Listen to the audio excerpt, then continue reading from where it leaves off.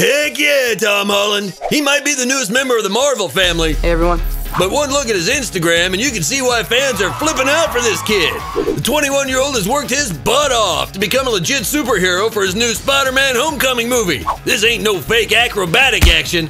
In a world of frilly actors, Holland doesn't hide behind CGI to put in the hard work to pull himself into the strongest position he can. But this dog lover hasn't forgotten his roots, and he's not afraid to indulge in the perks of a world tour either.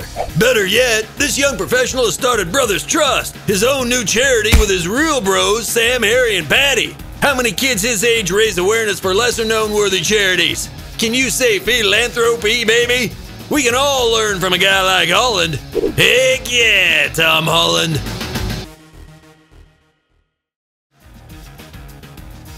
From famous and wealthy to the latest Belfie, come subscribe and like us to get the best celebrity news in the game.